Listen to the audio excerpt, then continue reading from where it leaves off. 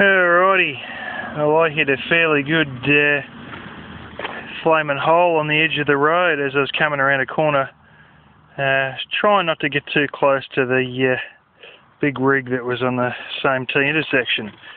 So she, I think, got a little bit of dent in it there. I didn't realise I drove it quite a fair way, and anyway, as I was coming around the corner, the back end swinging out for shit. What have we got? No stabiliser bars or something in it? I thought, yeah, it's going to be a bloody flat tyre. It was a hell of a thump when I hit that bump. But anyway, I got the spare tyre out. I'll put that on in a minute. And in the process, here's a little kitty. Pussy! I'll show you the propane tank in this thing. Now, this is originally the spare wheel well, and they have like a bit of, it's actually MDF that sits in this groove. My father was hoping that, and asked, and they said, oh yeah, no worries, you'll be able to stick things in the back of the wagon without a problem, thinking it'd remain level with the rest of this. As you can see, I've got the carpet folded up there. And what you do is, you no longer have a spare wheel in here, but you mount it on this thing, and you got a couple of, where are they, the goog things. Oh, they're like, just like a little T-piece with a screw, and they actually have like a nylock bolt put the wrong way, just to hold the other side, and you just wind them in by hand, and then it'll hold that on. And then you got this vinyl cover that goes over the top, and then you get your propane tank. Now this is indeed a fiberglass cover. Yoink. And there we go. So it's actually triple tanks, and you've got bits joining together. This is just angle iron, and this here is your gasoline tank underneath. As you can hear, it's fairly empty. I've only got about a quarter tank or less. Ooh, spare shackle. Yeah, they've got, just flip. This looks a lot like the ones that you get factory made as well. You look underneath with the pickup truck version, and they do have a pickup truck version of a family car. And that's, when you hear the word ute, that's usually what it is. It's like the family car version of the of a pickup truck in a family car version. Anyway, now these tanks are all made, I think actually made in the city you thought I'd work in, to be honest. Your little tab you flick up. A lot of them are like this. You got a little covered piece, and there you'll have your actual manual gauge, which that is completely full of shit, because it's about a half tank in it, but that's showing it as low. That's your inlet. That's your little, you might notice this from forklift tanks, that's your overpressure thing.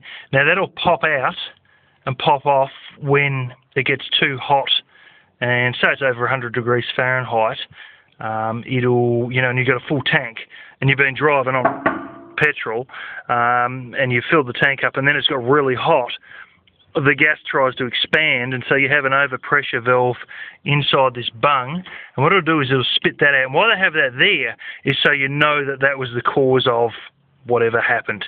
So it'll spit that out, and you'll find that sitting here, it'll probably just fall off as you open this up. And in essence, this hose here goes to the outside world, so that any overflowing gasoline that comes out of here causes the cap to pop off and then goes out here. And that also goes out to your filler point as well, which I might as well show. This allows you to manually turn it off, and that's your solenoid there that turns on and off. But you can manually turn this off here to turn it off as well.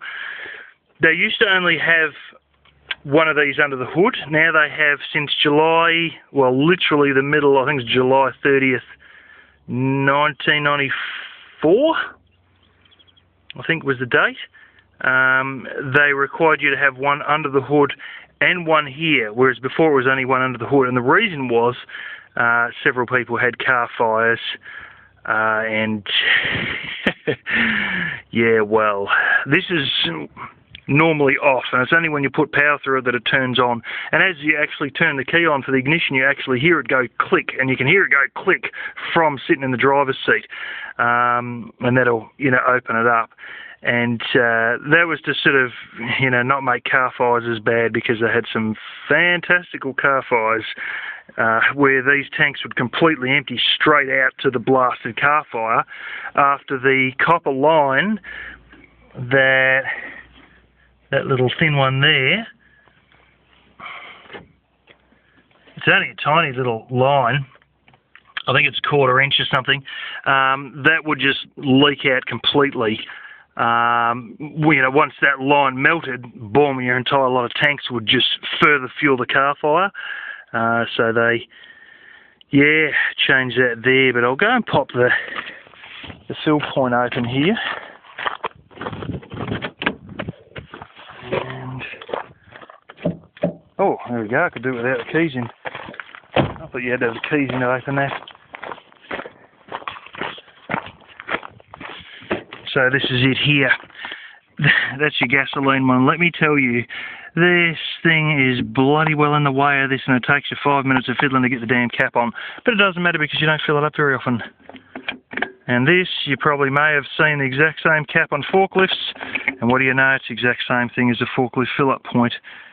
So there you go.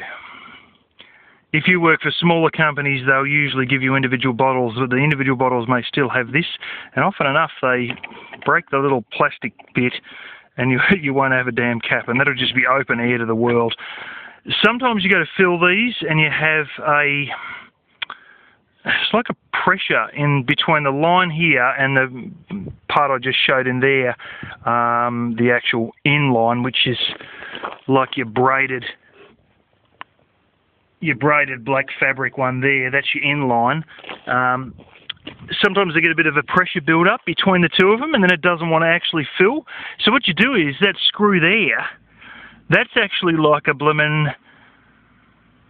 valve. That's just a pressure valve that pops out. So you get something, screwdriver, friggin' anything, and you push it in on that, and it'll blast out liquid gas, more or less. It's bloody cold. You really need like a glove on or something to do it, and then you can screw it on and then keep going.